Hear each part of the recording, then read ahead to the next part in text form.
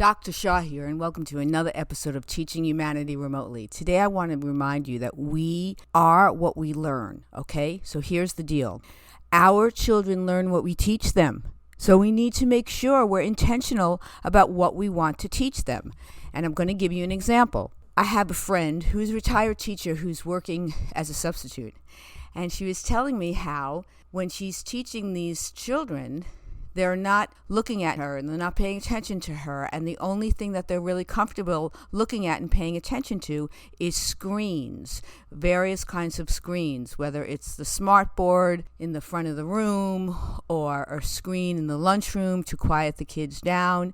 And she said she heard from another podcaster that it's because endorphins are being released when children are looking at screens. Now, here's what I want to say about that. When I was a teacher, once a week we would have lunchroom duty.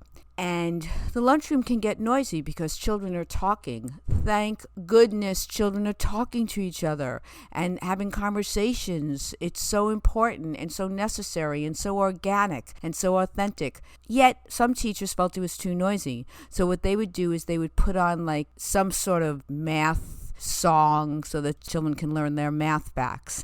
And then those same teachers would complain that when they were teaching math in their classroom without the video, without the assistance of some sort of screen activity, the children wouldn't be listening. And I would say, well, you are teaching them to want to see something more exciting by using the screen in the lunchroom. Therefore, when you're teaching math in your classroom and you're not using the screen, they're not interested. So my point is that there could be screen time.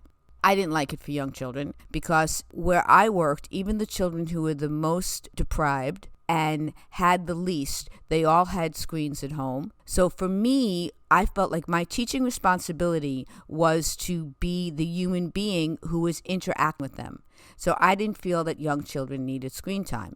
I understand how in the car when kids are screaming, it could be used as a babysitter, but you don't get nothing for nothing, my friends. You're going to pay the price of that. You're going to pay the price by giving that screen to your child, whether it's on a phone or however you do it. You're going to pay that price because they're going to want it all the time. And if you want them to be engaged in authentic relationships and quality relationships because you started that screen time with them, like young children will come into the house and they'll know this is what the remote is and I want to put it on and I want to have it and I want to play it, as opposed to like just using their imagination or baking with their grandmother or grandfather or just building or playing or going outside. They'll want that screen time. So they want it because you introduced it to them. And so it's a matter of introducing other activities that are more interactive because they are going to learn what you teach them. And if you use a screen as a babysitter, just know that you're going to pay the price of that because then they're going to want it all the time. And you help to promote that. So I'm just really asking you to see your part because I'm getting a lot of letters saying, what do I do? My children just want to always be on TV or on their computers or on their laptops or my telephone. And, it's now beautiful weather outside and I want my kids to play. And what I'm saying is that the playing is really essential for children to learn how to interact with others, for them to use their imagination, to use their words, to be engaged. However, you have to do more work to get them there. You have to see what the balance is, so you have to make a determination. Just the way you determine, I want my kids to go to this school versus that school. I want this babysitter versus that babysitter. I want them to eat this food versus that food.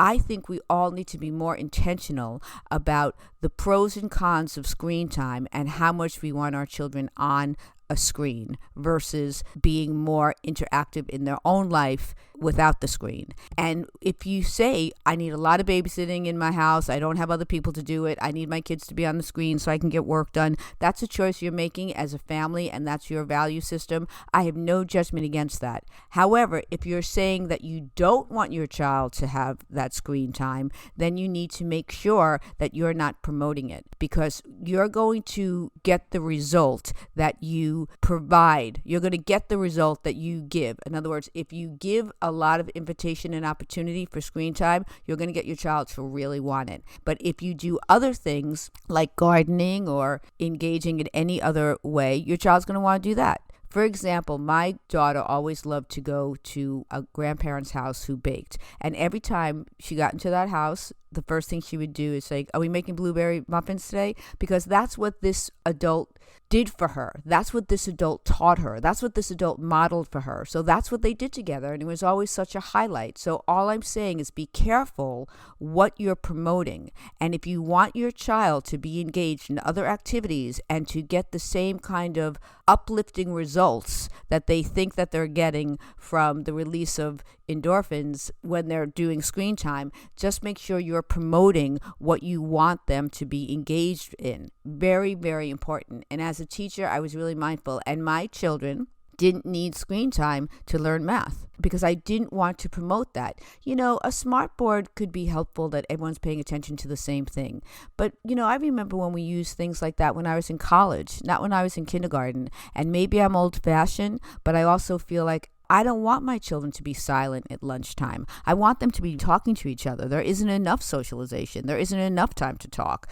Learning should be really fun so that we engage our children in wanting to learn. Like a book club. A book club's great because you're talking about books and you're seeing different people's points of view. And those are the activities that I think we should really be engaged in. There should be no surprise that if we are promoting our children using screen time because they're good babysitters or because they get to be quiet while we get to work or for any reason, then just know that you can't then take it away from them if you're saying use it. So there has to be a way. Now, there is a balance. You can say to your class, you can say, listen, here's how it goes.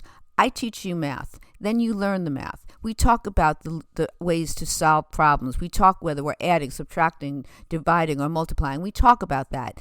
Then if I want you to have automaticity in learning your math facts, if you want to, we could play a game and we could also watch this video, which these songs may help you remember. But note it and mark it and let them know the limitation of that activity and that it's just one way to practice learning your math facts in a myriad of other ways to practice. It's just one opportunity. It's not the only, and it's not what you're going to promote the most. And you can even say that.